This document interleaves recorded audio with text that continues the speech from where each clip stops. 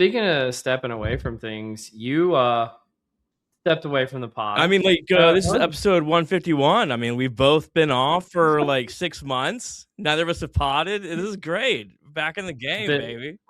it's been a while. It's been a while. How you doing? How you feeling? Do we really need apps? Like, what would be your one solid app that you would keep on your phone? Well, I've been thinking about this lately. Well, it should get easier. I will say I don't know if you wanted to cover this today, but you had texted me a link to some research article where they like been able to completely automate doing academic research. Oh yeah, What did you think about that one? I think that's incredible. And your response is apt. It's like it's bound to happen.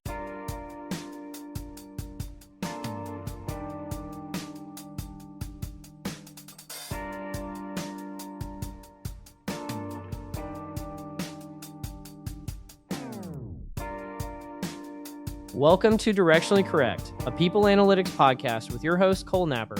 And today's guest is Scott Hines, previous co-host of Directionally Correct for a Cole and Scott episode. Hey, Directionally Correct fans, this podcast is dedicated to you to help educate and entertain you on how to effectively bring workforce intelligence and AI into the workplace. If you're looking to stay connected to the podcast, make sure to subscribe to Directionally Correct Substack newsletter, watch videos on Spotify or YouTube, or listen to the podcast on your app of choice. If you're looking to build up your skills this year, sign up for the Data Driven HR Academy at datadrivenhracademy.com, where you'll learn key concepts from Cole's book, People Analytics. And if you're looking to hear from Cole directly, reach out to him at colenapper.com. As always, all opinions are our own, and thanks for being a listener. Remember like your last day of high school? Mm-hmm. I had all these like feelings like, oh my God, high school is ending. And like this is like end of an era. And like, I'll never, be able to go to a high school football game again as a student or whatever. Like somebody else is going to sign my yearbook. I have none of that. I kind of get that when like someone around me that I like leaves. Like I feel like the need to buddy up to them a little bit more. Is it some sort of weird innate, drive? Yeah. But then they leave and you're like, they're gone. I guess I'll never talk to them again. This is it. Yeah. Like you see someone like friend you on LinkedIn, you're like, see you later, bud. Well, speaking of stepping away from things, you stepped away from the pod. I mean, this is episode 151. I mean, we've both been off for like 6 months. Neither of us have potted. This is great. Back in the game, baby. It's been a while. How you doing? How you feeling? I'm good. Like I'm expanding my already prodigious horizons as usual. Collecting iconic How are you wins. expanding? Tell the people, they want to know. No, I mean, about a year and a half ago, my mother passed away, and like it caused me to sort of reassess, what I'm doing, and the pod it's a big time sink. I mean, we can talk about this, like what actually goes into it and this sort of thing, but there's an opportunity cost associated with everything we do, and I feel like I had already received my undergrad PhD education in people analytics doing this pod for 3.5, 4 years, whatever the heck it was at the time, probably about 3.5 years. And I'd done the pod. I know what it's all about. I talked to a bunch of people, and like largely thanks to you, amazing connections, a lot of great insights. But I'd done it, so Yeah. but I still love talking to you. And so here we are. I love talking to you too, man. I'm glad you're still willing to do these Cole and Scott episodes, because even then, and even with how much I look forward to them, they're a lot of work. There's no free lunch, as they say in civics. I gotta say that I didn't put as much effort into structuring the articles as I had in the past. I was like, it's Cole's machine. He can carry a little bit if I don't. But yeah, once again, like it's an hour or so last night, finding stuff to talk about and like kind of making notes on it, and it's a thing, and doing it every week the way we did it, and you continue to do it. It's it's a commitment. It's a lot. It's wild. It's so wild. How's it Well, going? like, How's what it are going like, alone? How's it going alone? um, we haven't really talked because I think we switched after you wrapped up, but I got a new editor, man. It made a world of difference. Really? I know this is like behind the scenes stuff that none of our listeners care about, but I had gotten to this point where I had been through like 3 podcast editors in like 6 months, and I wanted to quit. Yeah. It's like it's so much. Having a good editor, on the other hand, makes it so much easier. So yeah, our editor, and I'm not going to mention his name on here, but thank you so much for being helpful. Like, you're making my life so, I can't tell you, so much measurably better. So thank you for what you do, and I really, really appreciate you. Maybe you can like splice in that previous editor's I don't know, Eastern European quotes like the confusion matrix. I forgot about him. He was our first I one. used to complain to you like I don't think this makes any sense. No fucking sense at all. But like I came to It love only it. It's like, okay, this is kind of funny. it only made sense to like us, which I'm sure everybody was like, "Why is there some Eastern European guy jumping in the middle of this podcast?" But I used to yeah. complain to you like, yeah, this makes no sense, dude. Well, like, I'll say this because you and I, when we were prepping for this, I mentioned it. I was like, people ask me all the time, like, "Where's Scott? When's Scott coming back?" Apparently, no one has like reached out to you to ask how you're doing. So, how are you do? Are you doing good? Like, because they ask me, and I always say, like, I think Scott's doing good, but like, how are you doing? Superman does good. I do well. I'm doing well. That's what I know there. And to say that no one's reached out may or may not be the case because I don't check my messages, as you know. Fair, People could fair. very well be reaching out and me just not seeing them. But no, Yeah. things are going well. I started a Substack, largely based around network analytic questions that I get quite often. It's called the disconnect. I don't know. I have 7, 8 posts currently. We'll see how long I continue that. Just like everything else, I'm trying to pick off topics that come up frequently for me, put them in about a page or so, just very quick, dense insights that I can just share off because these things come up, like I said, all the time. And hopefully other folks out there can take a look at it and find it somewhat interesting. Well, hit us with something. I mean, that first of all, that's really cool. That's super cool. You're doing that. I actually, you didn't even tell me you were doing it. I actually saw it on Substack. It like recommended like people you should know. And it's like Scott Hines, the You disconnect. And should I'm like, know this it. is cool. Yeah. I mean, Well that's a done, man. network effect right there. Any of the articles that you're like especially passionate about? I started off with questions around like how to bridge disconnected groups, disconnected silos. You got like a siloed organization, so the question always comes up: well, how should we attack it? And there's like a methodological process to that. One of the things that I get quite often is, okay, someone is really well connected, or someone's like really unconnected. Is that good or bad? Or like they bridge groups, is that good or bad? It's like, well, it depends. Like typical IO answer, right? So there's a plus side to being really well connected, i.e. Cole Napper, and there's a plus side to being Scott Hines, really disconnected. And there's cons to both of these things as well, right? So I mean, Yeah. your greatest strength could be your greatest weakness as well. I say this jokingly, but I tell people this sometimes. Like, there's a 2x2 chart, and it goes on one axis, it's well known versus not well known, and the other axis is rich, not rich. And the worst quadrant to be in is well known and not rich. So, I think that's what the WNBA is working on right now. Like they're trying to do their ooh, collective bargaining agreements. Like I get their side, not to make this into a WNBA sports podcast, but I get their yeah, side. It's like we are on TV every night. We're playing in front of fans. The numbers dubious. I don't know. debatable. People are actually showing up, a few anyway. And on the other side, it's like, well, the league's not making money, so we can't really pay you more. So like you got the situation where you got famous people making very little money.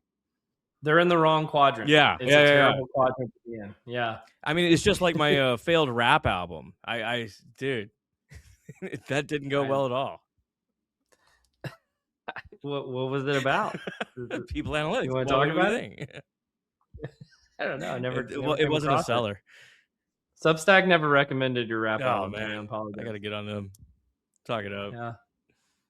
Well, you are you going to SIBE this year? Oh yeah, 100%. Can't wait. I have a session. Everyone should come. Thursday morning. I got such a sweet time slot. 10:30 in the morning. Hour-long session. It's called Change My Mind. It's going to be totally interactive.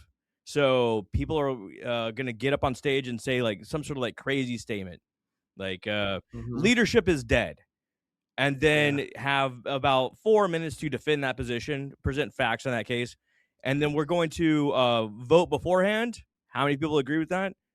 Present the position. People are going to vote afterwards, and we'll crown a winner. Hopefully, encourage some debate. We did it in that was Chicago. They had that crazy like rat tunnel hamster trail under the city. Yeah, that was weird. Yeah, we did it there. It was a massive success. So I encourage everyone to come Thursday morning. It's I think the room's like 50 people, so it may be tight. We could be violating fire codes if things go well. I hope they go well. I hope you guys violate some fire codes. It's very much like an intelligence squared debate, but changed my mind. I love it. The voting, all of it. I think you and I connected some time ago on this. I think it was 2017. I got the original idea and I put it out on Twitter and got like a massive response.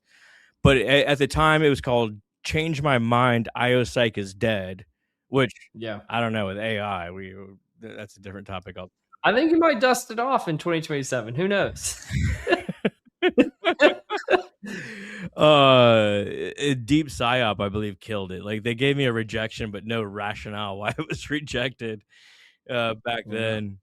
But last year I had folks just meeting me in the poster sessions where I like to hang out and asking like, "What's up? Why are you not doing it?" It's like, hey, didn't make it. That's my trick. I tell people is Scott.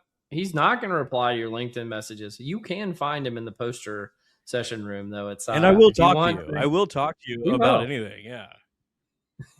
So if you want to find him, he's a man of mystery, but he is findable. Do you not get like anxious? Like I see like the email counts, I see like text counts, and I'm like, God damn, notification. It's painful to see something come through.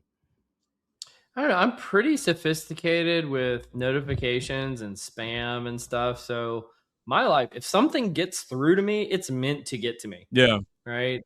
And so anything else that I probably don't want to hear from, I'm not going to hear. I'm not going to see. It's like it never even happened. So I actually don't have an overflood of overstimulus of some of this stuff because I just curate things so heavily. There's probably a lot of false negatives out there, and I apologize to you for people who don't make it through the great filter, but maybe rethink your life. I don't know. Well, A, how do you do it? And B, as the great Dr. Tillman Sheets said, if it's important, they will write back. Yeah, that's very how do you do it? Just like filters? Or was that what you're doing? Block? Or just like go no notifications, like they're not allowed. Oh, you just block them? Like just block it. Like, I mean, like I literally I'm trying to think. I think there might be like one, maybe two apps on my phone that allow notifications. Like that's it. Oh yeah. Yeah. And then like, even within those apps, most apps, I turn off the notifications in the app and like completely. Yeah. And so like, for me to like check something, I have to willingly go in and check it myself. And then, so there's whole areas where I just don't check at all. The notifications are such a distraction, right? And like, this is behavioral economics right there. It's like they know how to hone in and get your attention and keep you hooked, right? Yeah. You know, like when you're registering for an app and it's like, can we send you notifications? I don't think I've ever hit yes. Yeah. No. Even if I need it, like I'm willing to sacrifice it. Do we really need apps? Like, what would be your like one solid app that you would keep on your phone? Well, I've been thinking about this lately, because with like Claude, Cowork, with Zapier, with I'm thinking about switching all my stuff to Notion. So like everything that I do, like in Google Sheets or OneNote or in all these disparate places, I'm thinking about putting it all in Notion, and then just using Claude to and Zapier to completely automate like all this stuff, so that I really do get down to where I have like zero other apps, or like I only integrate with like one or two places. And I don't know if it's possible. Like people tell me with OpenClaw or whatever it's called now Yeah. that you can do that. I still don't believe them, and I'm not brave enough to like ruin the security of my computers to actually try it. Um, but I want to get there. I want to get to a point where like I only interface with like, let's call it a command center. You go into the command center, Yeah. and that's where you literally manage everything. I don't think it's necessarily possible yet, but I want to get there. I'm experimenting with the open claw, and it's my problem is I do so much like techie shit during the day, going into SageMaker and dealing with Python and Yeah. obviously R, got tons of R. The thought of sitting in the damn seat and like dealing with like terminal commands is Hmm. so painful. But I did buy a mini Mac Mini, and I'm about halfway through the process of setting it up. I just can't bring myself to do it, despite the potential incredible savings on the back end. Because you're at a certain point, what do they call it, like the winner's fallacy or something, or the like when if you win a bet at an auction, you actually are the person who feels the worst about the outcome. There's like a name for it, but it's like, what if you figure out that it really does optimize your life? Well, now you're on this air gapped, Mac Mini, and now you have to run your whole life out of that. It's like, I don't want that either. I approach it as a fun project. At least that's what I'm telling myself. Like, can you just get it working? A little tinkering. I love to tinker. Yeah, you are a tinker. But man, like just one more. I've got tons of like. So taken away from the pod, that time also gets just filled with work, and my work has got a bunch of technical components to it. So yeah, as opposed to like spending that hour prepping for directionally correct, or several hours throughout the week, that just Yeah. gets filled with technical work. Yeah. Well, it should get easier. I will say, I don't know if you wanted to cover this today, but you had texted me a link to some research article where they like been able to completely automate doing academic research. Oh yeah. What did you think about that one?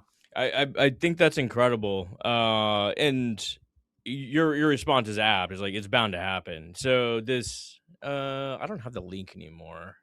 It doesn't matter. Just It like, doesn't matter, but it's this website you can go to, and evidently it's doing end to end research without any sort of human guidance or intervention or input whatsoever. So it thinks up questions to ask. It has apparently access to certain data. It runs the analyses. It shows you exactly what it's doing, all the way through a publishable paper, with citations, etc. So it goes out and does the research. Um, pretty incredible. A little unsettling.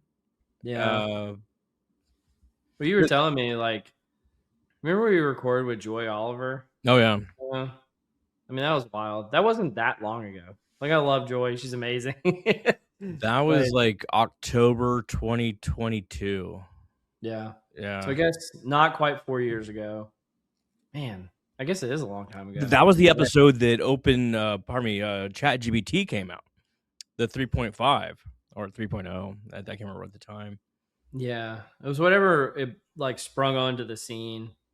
Um, I remember weirdly, I was in my parents' dining room recording that. I think that was before we had video.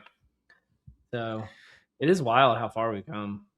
um, yeah, and you can just feel like everything's speeding up. And I use Kiro for a lot of things I do now. I can already sense myself becoming like forgetful of certain like R commands that used to just be like on top of it. But then again, I can produce way more fun stuff now too, way Yeah. quicker. So I mean, there's trade-offs. What is Kiro? I'm not Oh, familiar. Kira, it's software. I don't know if Amazon owns it. I don't know who owns it, but you can just point it to a folder and say like, "Hey, look at this data set. Build me a report from it. Make some Mhm. code. Do this crazy code, and you just talk to it, and you just Yeah. it'll like rename all the files in your folder. It'll kind of anything you want, really, and it's I was dubious of it, but then I started playing with it. I was like, "Holy shit, man, this is amazing!" Like, I got buddies that make. He says he puts it just up overnight and like gets all the permissions right, so it just doesn't need any sort of input, and it'll make like an Apple app, overnight for him that he can put into the Apple App Store. And What could go wrong? yeah. I can't tell you exactly what I'm doing with it, but Yeah, let me sure. just say I highly encourage anyone to go out there and play with it. I think you get like a month for free, and Mhm. I definitely have a month for free, and you get a certain number of tokens or whatever. But it's pretty cool. It's pretty damn cool. Yeah, you could ask it to run overnight to figure out a way to get it for free forever, and it'd probably figure out a way. Yeah, hammer down on this. We're gonna need it big time. But I mean, it's also. I feel like just throwing my hands up in the air with all the different tools that are available. It's like, oh, have you seen the new release of this thing? Like, I don't know. Whatever. Do you do this? I'm wondering because this is something I do, which I try to simultaneously sort of live like a caveman completely off the grid while Yeah. also being like very up to date with stuff. And I know that sounds like an oxymoron, but I think I don't know if I've perfected it, but I think I'm as good as you can be because you're either always on the bleeding edge but you have to be inundated with every false positive out there that's going on in the world. And like all the spam, all the marketing of like all the hype. Oh yeah. And so I try to separate myself from as much of that as possible while also trying to stay up to date. Is that, first of all, is that possible? And second of all, do you try to do that yourself? With limited success. I follow this guy. I can't remember his name off the top of my head. But he's all over the AI space and kind of understands what Anthropic's doing, what Amazon's doing, what Google's doing, Mhm. all these different companies. He's just like very sort of with it. But he posted a video the other day and he was describing surfing the bubble, and he thought that was kind of a double entendre that everyone thinks Yeah. AI is a bubble, this sort of thing. But Yeah. he talked about like sitting on the skin of the bubble and identifying where humans can add value and where AI can have value. But you got to be really good at that exploration and openness to understanding what's coming down the pipe, without being too far in the future and too, laggy as well. It's kind of an interesting concept. Yeah. Here's like another thing. It's like, it's impossibly to be up to date on everything in every Yeah. sector, what's going on. So you have to choose. So once you realize that you have to choose, then it's a prioritization argument, not a moral failing of yourself that you're not up to date on everything. I mean, there's people around me that kind of pride themselves on this. Like, once again, like, Claude 18.6 is Yeah. out. It's not cool. It's called, Grass Monkey. I'm like, I don't give a fuck. Like, And it broke every one of my other applications that was built on Claude I don't. 17.6. The downstream impacts are devastating. It's so cool. It's so cool. It destroyed everything. I got to start from nothing. It's great. Oh, that's so funny. Uh, I feel like such an ass. I never asked about your PSYOP experience. Yeah, well you're not, and that's okay. Um I think so PSYOP this year I have two presentations and then one of those half day Friday sessions that with Alexis Fink and Madhura Chakrabarti, I think is how you say her last name. She's at Insight 222 and obviously Alexis Fink, previous guest on the podcast. Wait, But it's it's like it's like about, a workshop? You're doing like a workshop thing? yeah, it's a workshop and it's on I can't remember the name. I should remember this, but it's like building the ROI of people analytics or something like that. A lot of stuff related to my book, and then they had done a Yeah. previous session like that at the SIB Leading Edge Consortium, so they tagged me in, much like you do in a wrestling match or something like that. But tag team, it's gonna be good. Yeah, and then I'm getting in, getting out, doing all the fun stuff. But gonna be a good psyop this year. New Man. Orleans. PSYOP cage match. Cole Napper, Alexis Fink. Another Who name. will win? Who will win? One person enters, or two people enter, one man leaves. They're both in your academy, right? The Cole Alexis Academy? is. Yeah. The Data Driven HR Academy. So it's me, Alexis, Gina Tabus, and then Sonali Kumar. Good group of people. Speaking of new stuff, Wait, before we leave this topic, yeah. So you're doing 2 presentations and a workshop? I think they're panels. I have not prepared a lot. I'm kind of with you. Like, it's in the back of my mind, but I'm not in like panic mode yet. You know that you get like a week or 2 out. Well, one of them's a debate, and I'm not. You're fine. You're fine at that. Well, I can't remember which side of the debate I'm on, and so it's like, well, I'm gonna figure out which side I care a lot about between now and PSYOP. That'd be great. Just to walk in and be like, we both agree. we fully agree. We settled it. It's over. We got it. We got the solution. Man, there are rare instances like in real life where 2 people are arguing, but they're arguing the same point, but they're still mad at each other for some reason. This happens about once a year. Oh yeah, and the violent agreement kind of thing. We used to do that growing up. Me and like my siblings and cousins and stuff. We'd be agreeing about stuff. We'd be like getting progressively louder in our agreement. Like, I agree even more than you do. I can see the Napper household being like this. Yes. Yeah. So yeah, New Orleans. We'll finally have some good food. We'll get some good food down there. It's gonna be so good.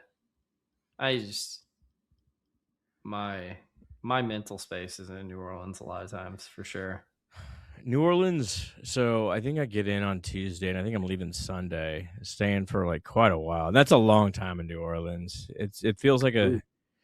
You and I both obviously lived in northern Louisiana for some time, and I think we've talked about this before. Like, some folks, like their dream, as opposed to the rest of the United States, people want to live in like L.A. or they want to live in New York City.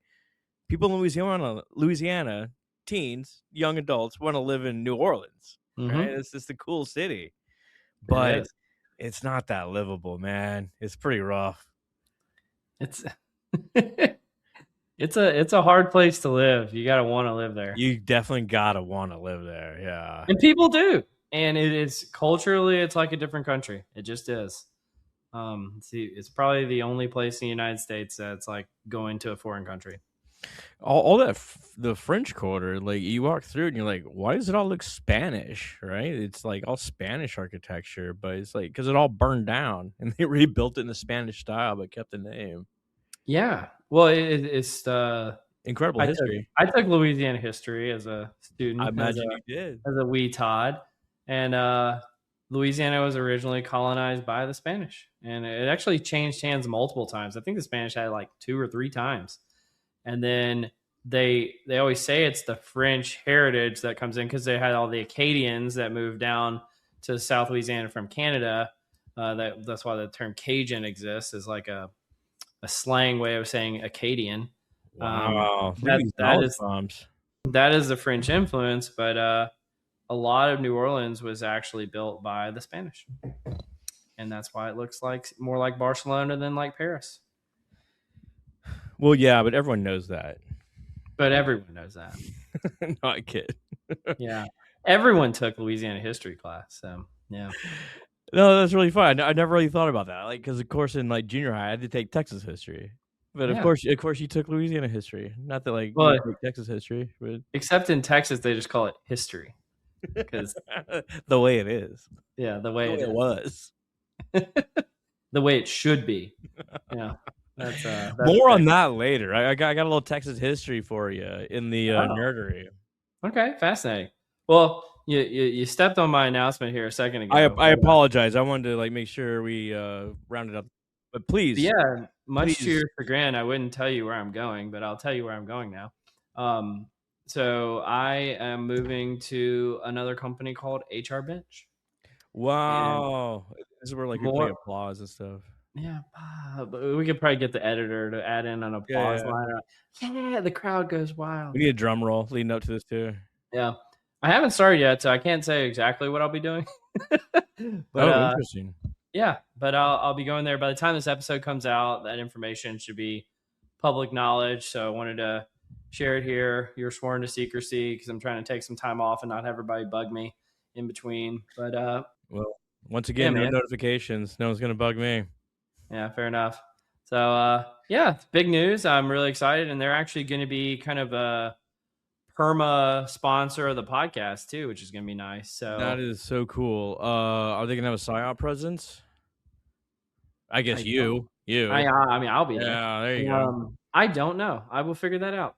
So TBD. Well, congratulations. Thanks, man.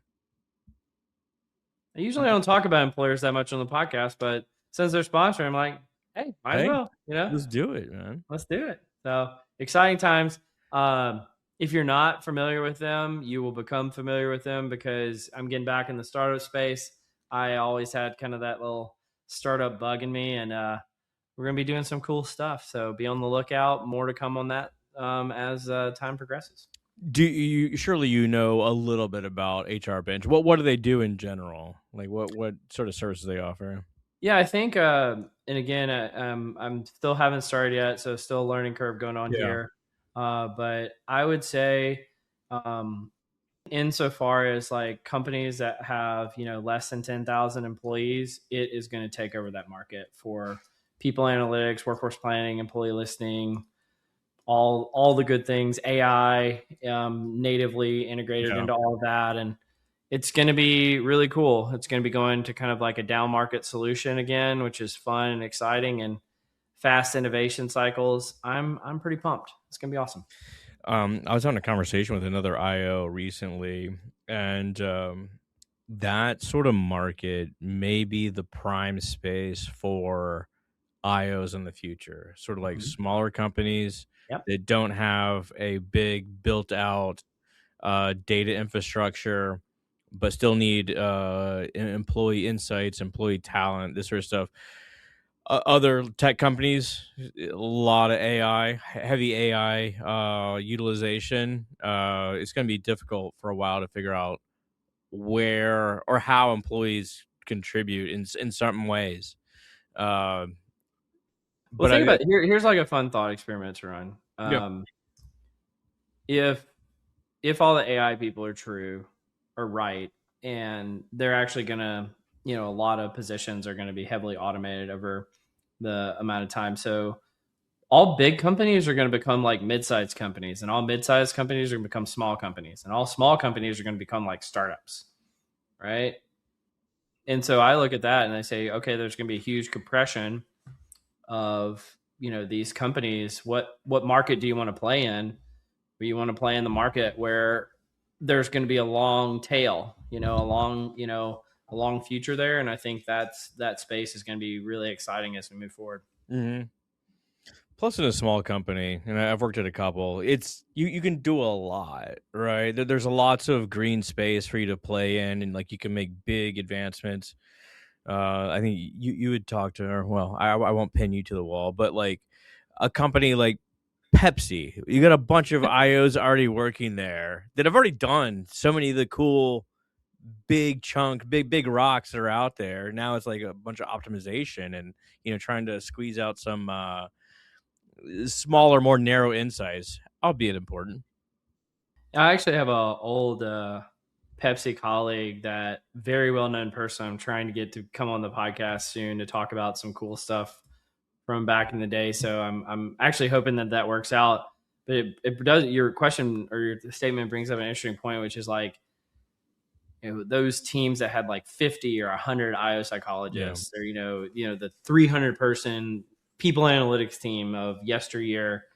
Will you do as much cool stuff in the future, or will you, or can you do like have a 5-person function in it function as if it were 300 people because of the scale that you had? I don't know. I don't know. I'm a bit leery. I'm a bit leery. So the good thing about having a big workforce or a big group is that the diversity of knowledge that you come across in a small group, say 5 people, especially a group that's worked together for a long period of time. It's like, Cole, I've heard everything you can say. Like I know what your background, I know like your preferences for certain aspects of the work, or like you always go to, personality as your key fact. It's like I get it. And like, but having that fresh blood is critical. Are you saying you have a mental digital twin of me already queued up? Not you. You do such a good job, and probably part of the podcast, or just like having so many jobs and knowing so many people, that you have such a diverse and wide set of knowledge that you can speak on pretty much any IO or people analytics topic. But I'm saying, like, when you get in the trenches with Yeah. people for a long period of time, you start seeing their like you can see their cognitive pathway, how carved Hmm. it is, and they always veer a certain way. Yeah. And like you can easily predict that. And if you have just like say 5 people, it's really limiting on the sort of things you can do because you get a mental block Yeah. and the ideas just don't flow. So it sounds like the prescription is they all need to take psychedelics, because I do hear Oh, that psilocybin, yeah. that just like completely all the grooves in your mind get worn down, and now you got a blank slate again. Oh yeah. Let's like totally restructure our belief system. Let's do this. Yeah, let's That's start. gonna be the next pod. You and me, just psilocybin, and like we're gonna go in places you wouldn't. And we'll get in a one of those flotation tanks. We're we're already recording it right now. We just don't realize it. We're probably in a simulation as we speak. Yeah, Uh, absolutely. but have you ever heard of the Pepsi paradox? Now we're coming back to Pepsi. It's kind of an I interesting have not. phenomenon. No. Is this like a meme or something? No, I haven't heard No, this. no, no. This is a real phenomenon. So back in the early '90s, they did the Pepsi challenge, Mm-hmm. comparing blind taste test Coke versus Pepsi. People prefer the flavor of Pepsi over Coke, but still prefer to buy Coca-Cola over Pepsi, just through like brand loyalty or advertising or just association, whatever it is. But consistently, people prefer the taste of Pepsi over Coke. That's wild. So you're I you're, you're fighting over something that is not taste at some point. Yeah, I guess it's signaling. At a certain point, you're signaling something. I don't know what it is, but you're signaling something that what it says about you. I was Oh, thinking you're about this. you're, you're hoity-toity with your Coca-Cola over there, like getting your Yeah. helicopter pad painted. I see how it is. Well, I was thinking about this earlier. We were talking about like open claw. I always think about, for some reason, that makes me think of the White Claw. Yeah. And like people always make fun of people for drinking White Claws, but they actually taste good.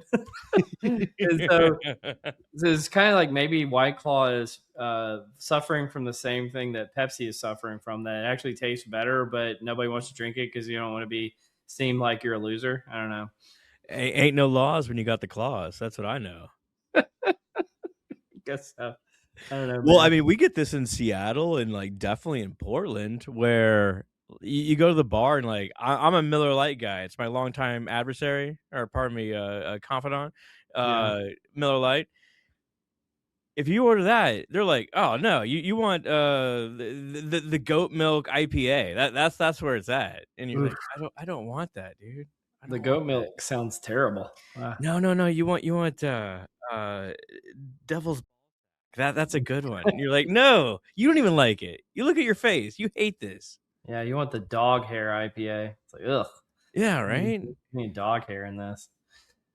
Uh, well, hey, do you want to dust something off? Do you want to do a confusion matrix? We got Confusion Matrix. The Confusion Matrix. Welcome to the Confusion Matrix. That's what I'm you gonna said. say Predrog. You did in the Predrog Predrag. voice. Predrog's a long time gone, but Predrog, R.I.P. R.I.P. Hopefully he's doing well out there in the world. Yeah. Okay, I got three options for you, and if we go through these quickly, maybe we'll do more than one. Do you want random facts? The better you are at these things, the less impressed I am with you.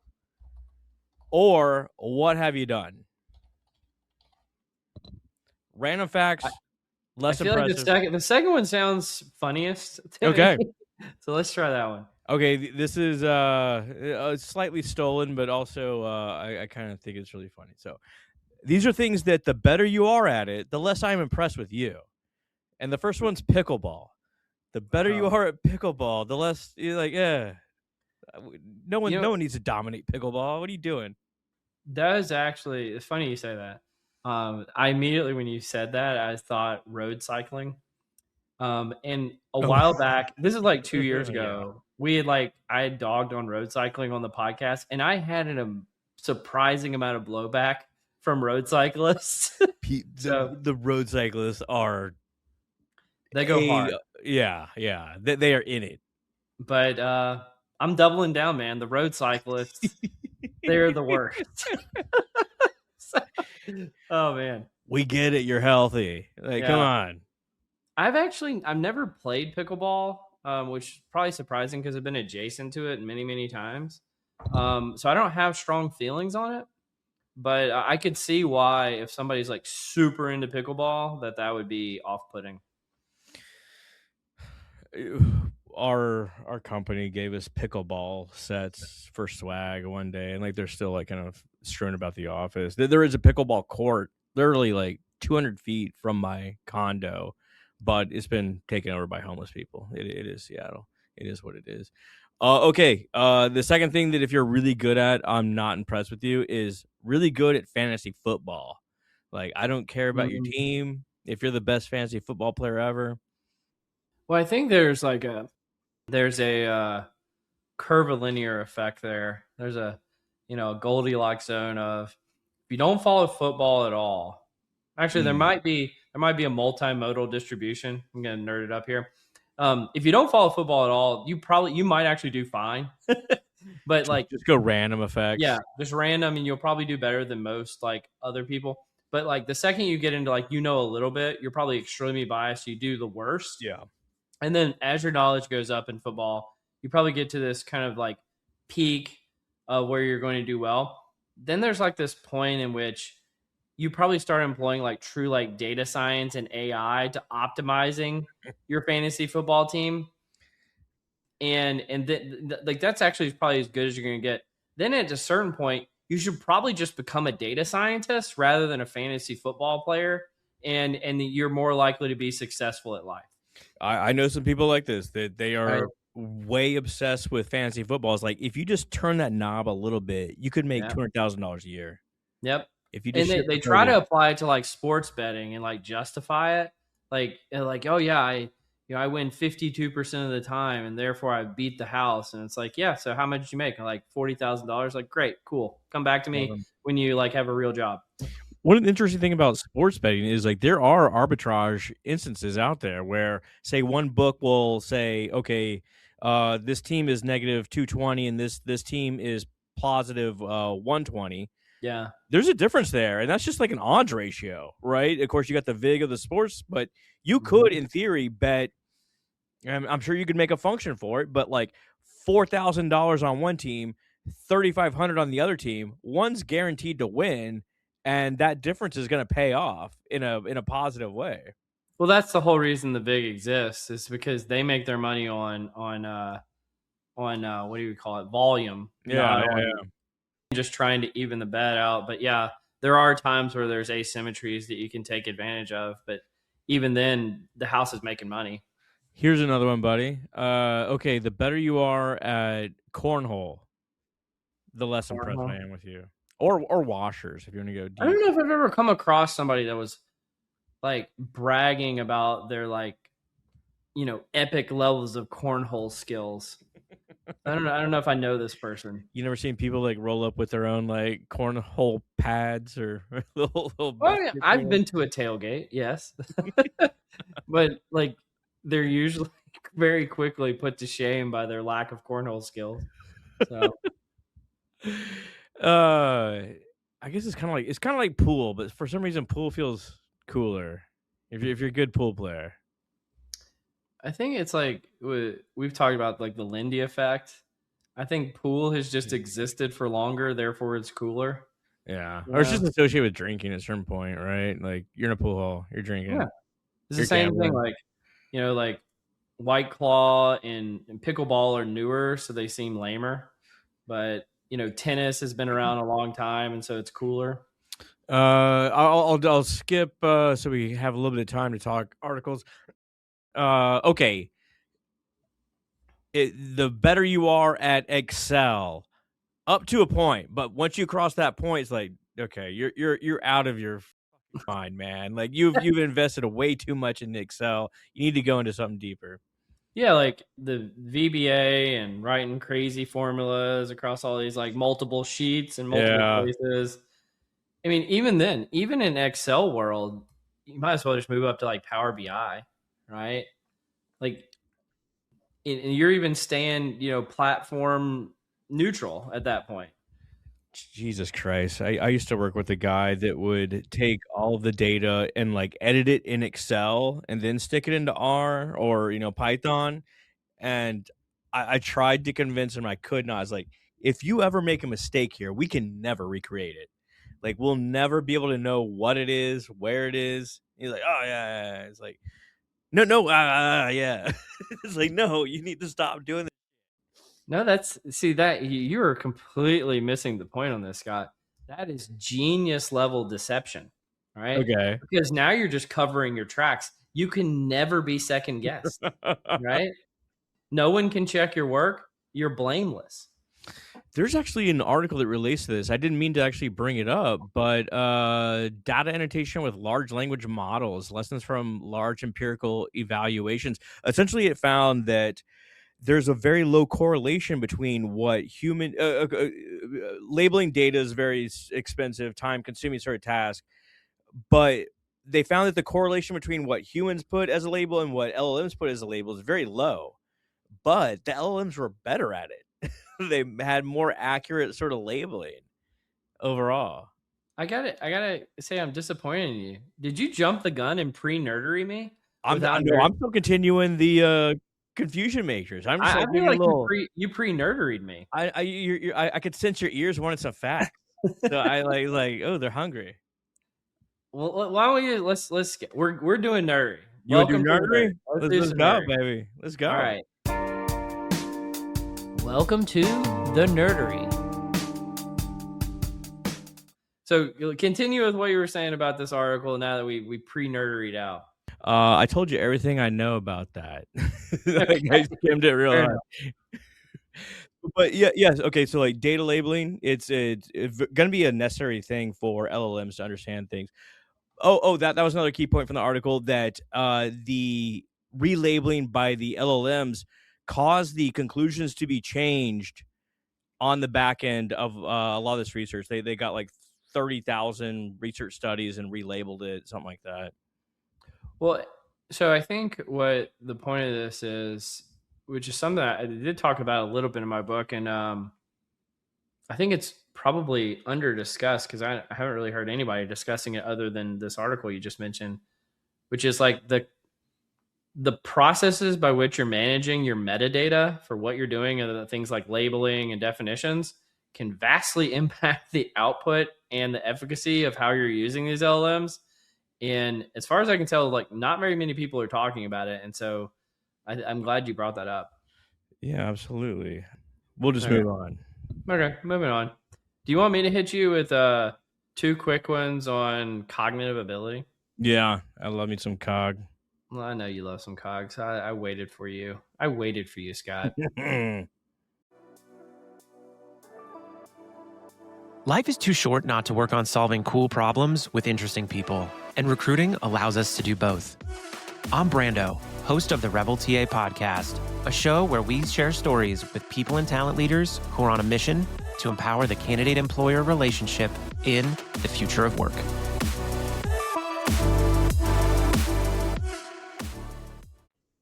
So this first one, LinkedIn post by this guy named Felix Timpson, but he cited some research from the Journal of Work and Organizational Psychology, a meta-analysis on the relationship between cognitive intelligence and the Big Five, assessed by this measure. I'm not going to get into. There's all these big words, but essentially, I'm just very, very brief on this one because I want to get your reactions. They proved again that cognitive ability and personality do not overlap. So there's very little relationship between cognitive ability and personality, and therefore, when you're trying to show the relationship between those constructs and job performance, that you're getting kind of unique variance. Yeah. And then the second article that I want to hit on just really briefly, it talks about, it's from the International Journal of Selection and Assessment. It says, does it matter which subsets we use to measure general cognitive ability and group differences across test composites? So essentially what they go into, and they find that there are subgroup differences, which I don't want to get into because it's like a highly politicized topic, but there are subgroup differences in cognitive ability. So there's certain subtests within cognitive ability that have less subgroup differences and certain ones that have more subgroup differences. So even within cognitive ability, that there are ways that have less disparate impact that you could be looking into. So I thought this was interesting. And kind of the whole Schmidt-Hunter conversation we've had Paul Sackett, and they're saying that, personality can be better predictors than cognitive ability. And then there's these findings that maybe there are, subtests within cognitive ability that might be better in this space. So I don't know. Do you have any thoughts on either of these? Yeah, I mean, those are two sort of very different topics. One, yes, so like conscientiousness and cognitive ability tend to be like the most predictive, personality and, obviously G sort of factors that relate to job performance. And those two have virtually no overlap between them, which is why you can combine them and you get these sort of Pareto optimal designs where trying to combine the two to eliminate adverse impact in the overall measure. And it's always like 95% conscientiousness, 5% cog, just because cog has such a adverse impact associated with it. I do believe that cog and openness have a bit of an overlap, or the strongest relation of the Big Five, which, I mean, it makes sense, right? It kind of makes sense, like exploring the area, especially if you measure it through, say, like G, this sort of thing. I'm a little bit surprised that they find that there's like no relationship between the two, because it's a common source for both of these things. Like your brain is producing the personality and the cognitive components, which I believe Denise Owens and Kanak, they produced a book in the past several years around this sort of idea of what's the interrelationship between the two. I can't really name it off the top of my head. But I think I'm familiar with the other article you're referencing, where, yes, if you construct a test battery, you could maximize the adverse impact associated with it. So I think mechanical reasoning, that's kind of a male-dominated trait, right? I think punctuation tends to be more female-dominated, sort of like this written expression of the words. It's sort of, so cursive writing, are we going way back? I don't even think they teach cursive in school anymore. Oh my God, I got a story about cursive writing and a way I fucked up like 13 years ago building an assessment, a minor, because someone wrote in cursive bit, but I read it as lit. Anyway, I forgot what my cursive B and L look like, and I totally printed it wrong. Anyway, no, it's interesting considerations if you want to build a cognitive assessment and deal with the ramifications of it. Absolutely. Yeah, absolutely. Well, hit me with the next one you've got. Yeah, here we go. Let's go for... Check this out. The Alamo acquires the movie used Pee-wee's bicycle. Okay. Look at that. It's a national treasure, right? So I learned something new today. So, I mean, it's the natural home of Pee-wee's bicycle. As we all know, it's in the basement of the Alamo. And they got this great picture of it in between, I don't know, Davy Crockett's hat and Santa Anna's saber. I don't know what that is. But yeah, I mean, it's finally home. It's finally home. A key part of Texas history is restored. I was unaware that was lore from Pee Wee Herman. Oh, okay. Have you ever seen Pee Wee Herman?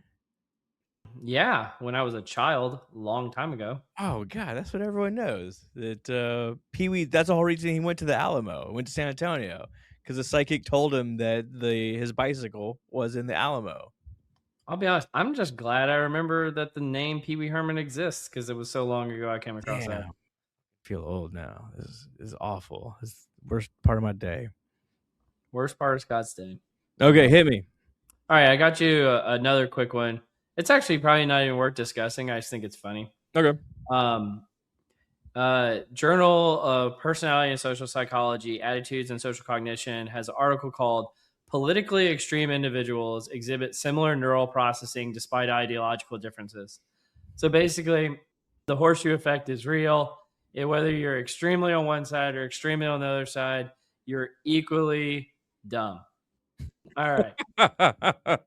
It's not necessarily related to intelligence. It's just related to essentially a defective personality, right? Is that what I understood? Yeah, it's more complicated than what I said, but essentially it's the people on either pole of the spectrum are actually, they're more similar than they are different. And it's funny that they're constantly, what do they call it? Like nut cracking online, where you find the craziest person on one side and say they're representative of that side, or vice versa. It's like, no, you guys are all the same. Yeah, you were like the doctor from Idiocracy. He's like, your shit's all up. That's right. That's how you are. Yeah, I mean, it makes sense. What you said is like really apt, in that you go on the apps and it's like they find the most insane person from the other political view, and they just feed people that over and over. It's like, of course Republicans are dumb as shit. Of course liberals are dumb as shit. Like, because that's all you see. Yeah. But that's super healthy for society. But I mean, like, go figure. Insane people do insane things. I mean, it seems like a basic formula there, like a tautology. Check this out. See what you think about this. This is a coffee shop using video surveillance technology to monitor not only employee performance, like how much they're serving coffee here, but also customer, how long they've been in the shop, and just monitor everything here. This is scary.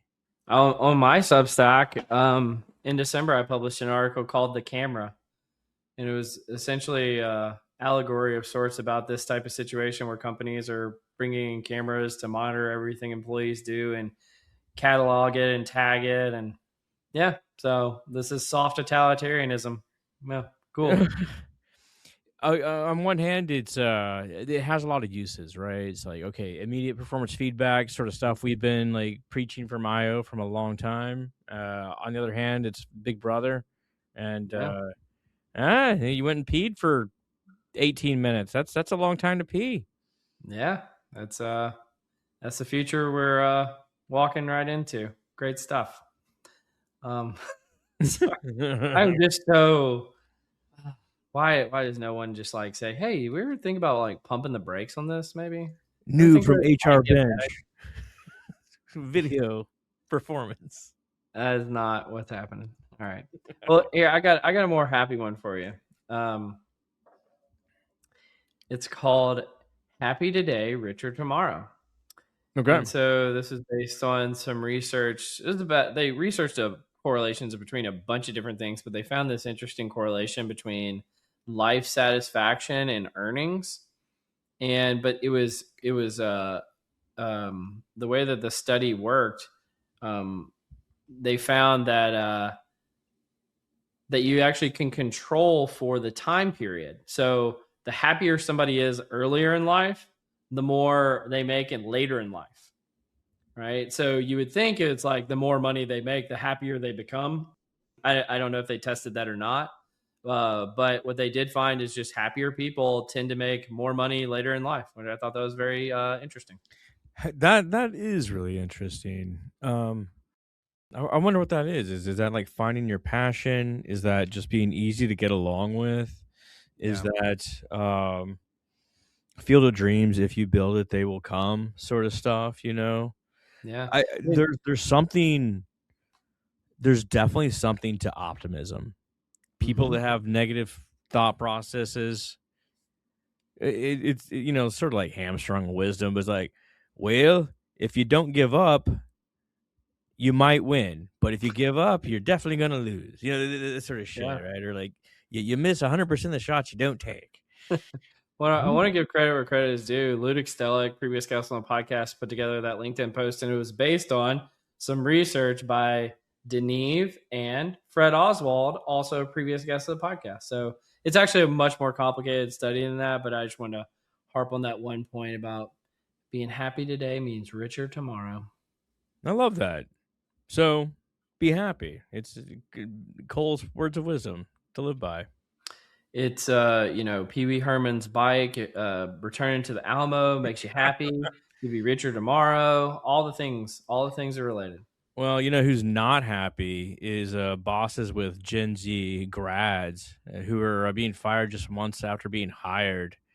Essentially, bosses point to a lack of motivation or initiative in this group. Bosses also point to unprofessionalism, a lack of organization, and having poor communication skills. Leaders say they have struggled with the latest generation's tangible challenges, including being late to work, meetings, often not wearing office appropriate clothing, and using language inappropriate for the workplace.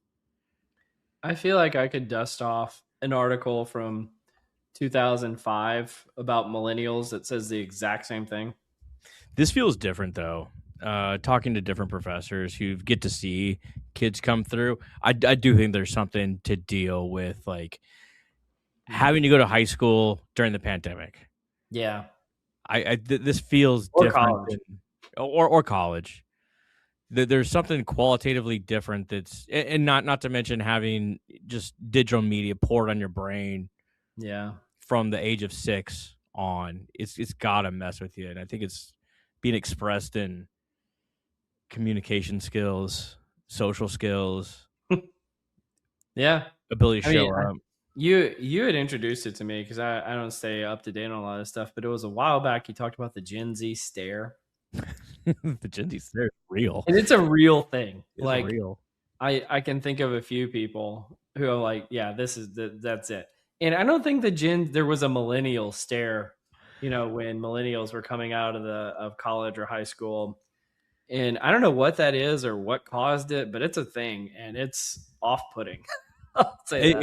It's wild, isn't it? I had the same initial thought as you did. Like, there's always been like generational research. Like, well, go figure that young people do young people shit because they're not experienced with how the work world works. That's a weird way to say that, but yeah, I think that this generation in particular, and even Alpha, are gonna be.